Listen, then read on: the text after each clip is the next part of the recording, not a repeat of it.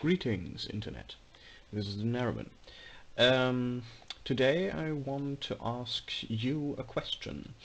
And I'm currently pondering how to do a series about the facts of the Dark Eye, whether it's about the religion or the geographics, the history, and so on.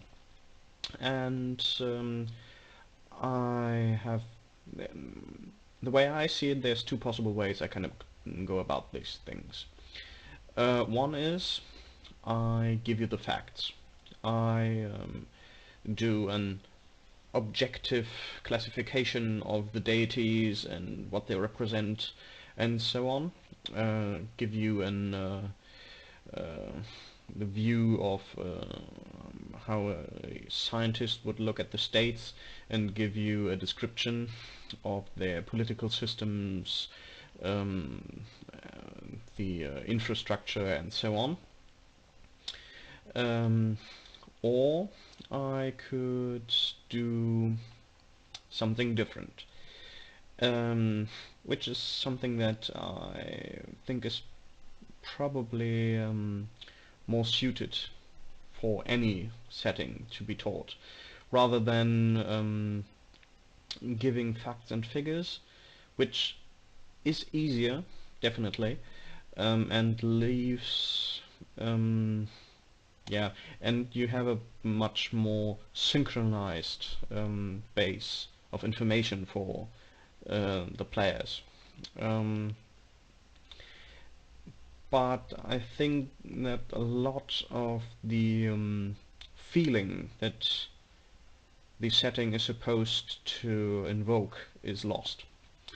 And another way to do this, I think, is by doing narratives. For example, for the religions, I could do various prayers of believers of the faith, or some historic document from the church, or some diary entries from people who fought in a battle or something like that, to give you the history background. I'm on the one side, I actually want to do this because it kind of goes with the way I want to do things. But the other way I see it, it's a lot more work. Because the first way, I think I could do one 15 to 30-minute video about the gods and be done with that. If I do something with prayers and documents and so on, and sermons, I think I would have to do at least 5 to 10 minutes for each god, and there are a lot. And I'm actually not sure if people want to listen to so much, particularly if it's a niche system like the Dark Eye that probably isn't interesting for so many people. So first general question, do you think it's a good idea to do it? And second, is it a good idea in this particular case? And any comments, any ideas on the subject are very welcome. And if you have any experience with it, I'd also like to hear about it, either as a GM using the technique or as a player experiencing it from from a GM or from a source book or some such. I remember that the original source book for the elves, for example, in the Dark Eye, was almost entirely made from snippets of either monologues, diary entries, or some such, of different elves. So you had this these examples of Elvish culture without ever having a definite answer what Elvish culture actually is.